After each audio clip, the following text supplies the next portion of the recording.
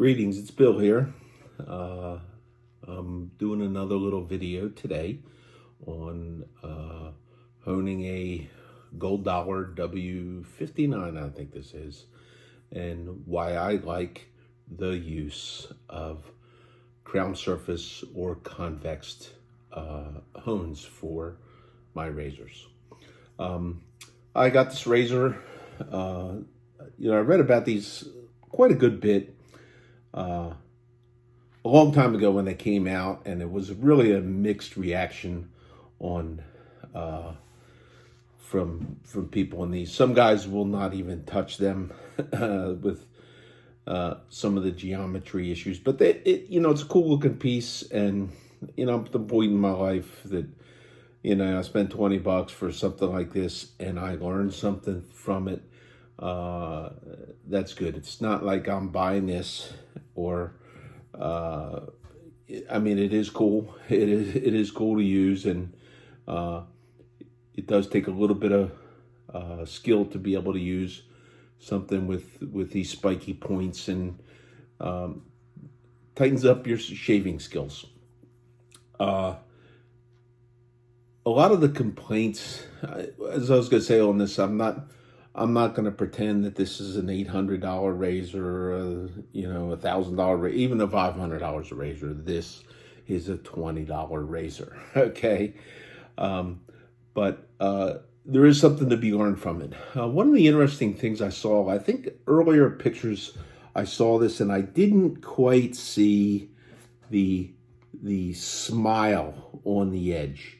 Okay, I was a little bit surprised when I ordered it that the photo had a kind of a smiling edge, and it kind of, because this part of the spine has that smile to it. It's somewhat of an illusion, because when I got this and I really looked closely at it, okay, the honing edge is down here, okay, and it's straight. It's right in this area right here, and it's straight across on both sides. Interesting enough also on this was that from the end, that particular honing edge is not the same on both sides, so there's a geometry problem with it. And it's like, I don't know what I would do with it. And then to compound that even a little bit more, I don't know if I can get a photo of this or not, but this spine is wide here. It's wide in this area, both sides, wide in this area, and it's like an hourglass, okay? Let me see if we can get I don't know if there's a way that the camera will pick up. I think you're seeing it there where it kind of touches on the end, and there's a gap in the middle. Okay, let's see if I get on this one or not. Anyhow, it's there, okay, which presents a problem, okay. If you were doing on a flattened stone, you're going to be making your motion up and down like this, and you're going to be making your motions, okay, and you're going to hone the guide for the hone, if you're using full contact, is going to say flatten this out and make it straight. You're going to hone this, and you're going to hone the smile right out of it, okay? One of the advantages of a convex hone is that when I'm honing here, I'm honing here. When I'm honing here, I'm honing here. I'm not honing with this and this. So you have, like, on a flat stone, you have like 3 points of contact. You have a 1 point, 2 point, and then wherever is on the edge, depending upon how you lean or roll that thing around. It just doesn't make a whole lot of sense to me. I honed it up. It actually shaves very, very well. Okay, now let's see if you can see. On this side, it has a really, really wide bevel. It had to, because of where the guide was on this side versus this side, which has a smaller bevel. Okay, I calculated the bevel. with a set of calipers, measuring here and measuring from this point of contact on the stone against the edge. And I think it comes out around 18 degrees in the middle. Okay, but it's wider on, it's going to be a larger angle on the edges because you have a smile, plus on this side you're going to be a little bit further away. Now on a convex hone, this kind of having that shape on the spine does kind of help you. It actually even helps you because as you hone, you get to, when you're on that point right there, it is going to lift it up and it's going to help maintain, maybe encourage that smile if that's what you like. I went around and I looked at some recent things, and there's a lot of misinformation about the use of convex hones. There's a lot. Okay, there's a lot of misinformation about a lot of things. There was some stuff where somebody says to hone this because this is a smiling razor, what you want to use is you want to use a rolling X, which is you're going like this and you're giving it some of this as you go across the stone. Now here's the problem. That's fine on a Sato SK series smiley razor where the spine itself is crafted in a curvature, where that's exactly what you would want to do, and you probably want to hone that. I would not be afraid to hone that on a convex thing, but you would probably want to be more on a flat side because that's going to limit your contact point. Okay, now here's the problem that I find with a rolling X on this is that in doing that rolling X, okay, you're going along and you're going to be twisting this way. And don't forget the spine is doing this way. So as you're doing your X and you go off the edge of the hone, okay, your stone, it's going to drop down. And I just don't understand how in the world you could possibly ever hone one of these things in that fashion. And there have been people that have failed pretty miserably at it, I guess. And other people, I've read where things and where people put like about 5 layers of tape on this. Okay, so a layer of tape is like 1 degree on your angle. So if this is like 18 now, which is at the high end now, you add 5 layers of tape, you're adding 5 degrees, you're at 23 degrees. Probably not the most efficient shaver. You could probably get an edge. I don't know. I mean, I've got to the point where I really like this packing peanut thing, and just to see if I could push cut into there, and I gauge my push cutting against a feather blade, and it's a great test for me. It really, really is. So I honed this up, and I came out today because I wanted to take the little bit of point and work on that a little bit and make sure I was okay. But I've shaved with it a couple of times, and it shaves pretty good. It does shave pretty good. Another interesting thing. Oh, to do this, I had to, because of the size of that bevel. I originally tried to keep the bevel evenly, but with the problem with the bevel guide, which is the spine being different on both sides, I was working against myself doing that. Okay, so I just went ahead and decided I'll let the chips fall where they may. It's huge. It's like I had to take a ton of metal off of there. Now, it probably would have went quicker if I had a coarser stone than what I did. And I initially started off, I tried Katakyo with a slurry, and then I tried, this is usually a pretty good cutter here, and put a slurry on this, soft arc. It's like, man, this is taking forever. So I think on one of my other videos I had said, I was considering, since I had such good luck with the Nano with 12K being convexed, I was going to go ahead and I was going to take the Jarrod Plate Ladies and gentlemen, the Jarrod Plate. I love this thing. By the way, there are some more of these. Okay, if you catch this video, current, I think it's a great thing to have. You know, some people have all kind of reasons for going after Jarrod. I don't understand it. The guy is not making those things because he wants to retire early, selling lapping plates. You know, you can just imagine there's not a market for that.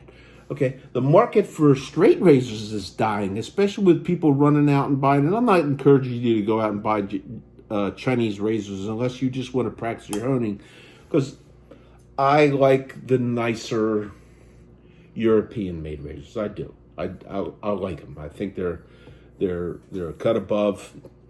And for me, this is just this, and I got some other gold dollars inbound.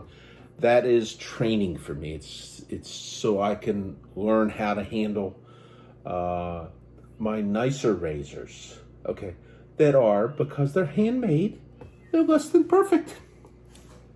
Get with it. It's gonna be that way. Okay. So anyhow, I went ahead. I had the nano combination stones. Okay.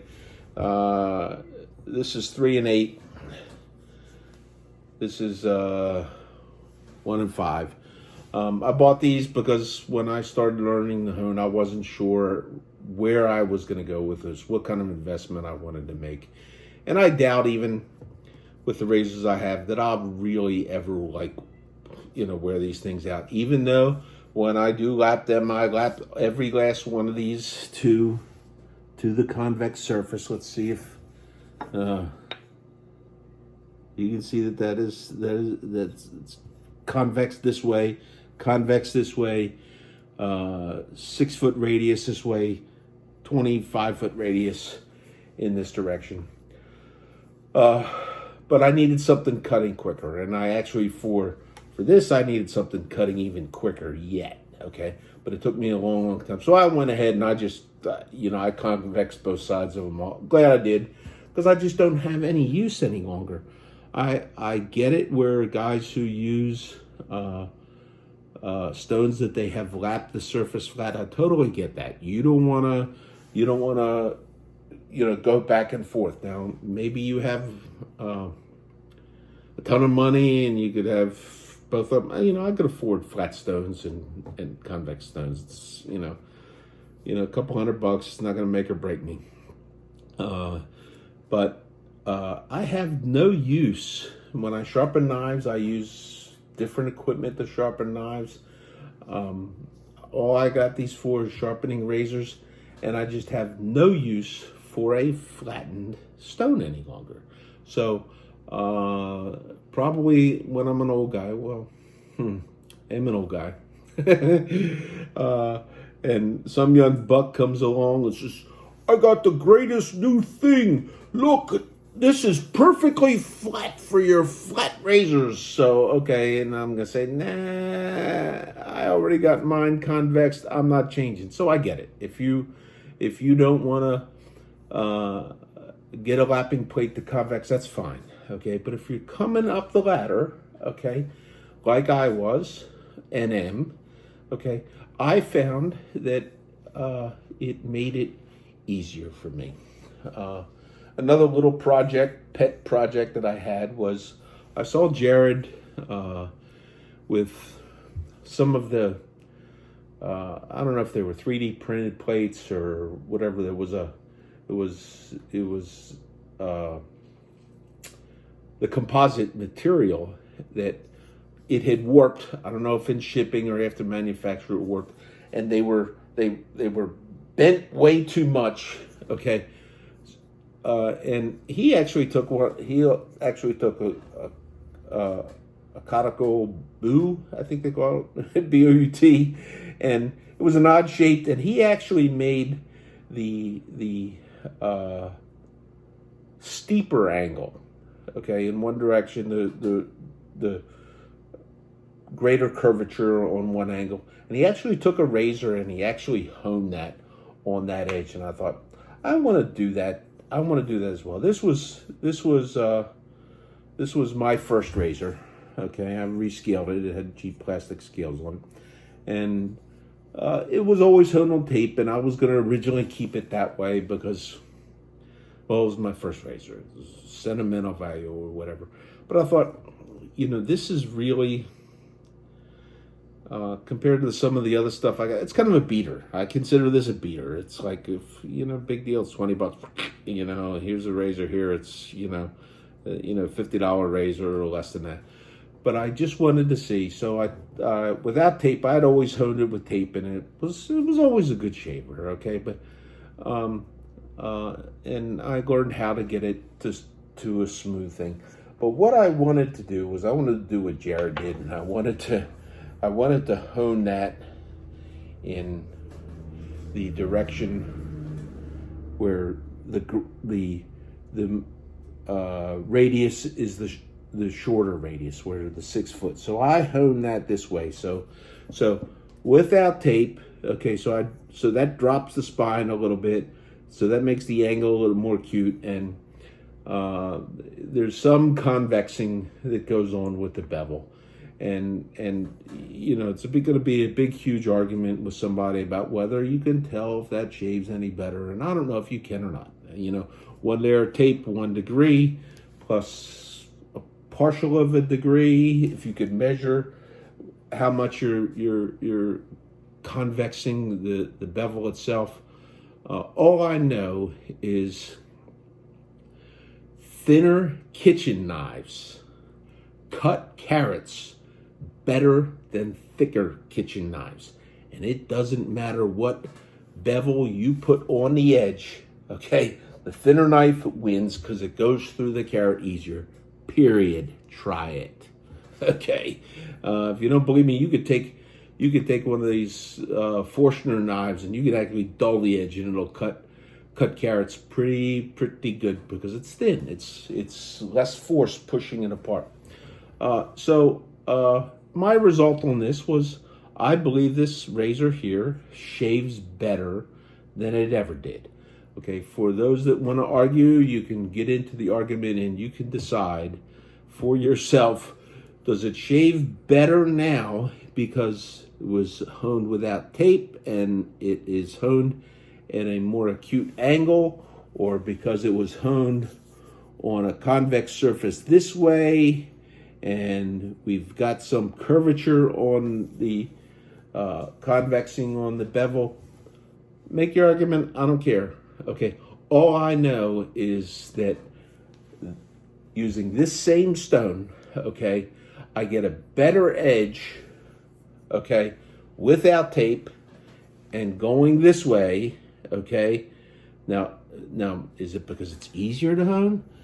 I hone it on this side with tape flat, and now it shaves better. So is my skill better, or does the stuff that I'm using make it easier to do? That's what I think. It makes it easier to do. Any benefits that I get from the geometry of things are arguable. Okay, what is not arguable is that this gear has upped my honing game a whole lot. So, and like I said, right now at this point in time, you can get yourself a Jarrod Plate for a reasonable price. Okay, I just, I'm really thankful that Jarrod has pursued that. I think it's a great benefit to the straight razor wet shaving community, especially with the newer guys coming up and they want to do that. Another little thing that I got in the mail, on the mail call, I got myself another roost drop from Chef's Knives to Go, and I got this. I forget what he calls this leather. This is a really smooth leather. I think he encourages people to put like the finest diamond pastes on here or whatever. But this is just really real. I don't know exactly what he calls this. It's not that expensive. It's like maybe $15 or something, like 12, 13, $15 or whatever. I'm gonna go and I'm gonna order me another one of these, because these are These are really, really nice. I mean, you know, you gotta get the mounting thing and whatever, but this is just the feel on this. It's so smooth going across there. And I may want to take one of these, and I may actually want to put some CBN paste on it and see how that works out for me. So anyhow, thanks for listening again. I made it a little shorter this time. Elliptically, convexed razor hones. I love them. You don't have to. Take care.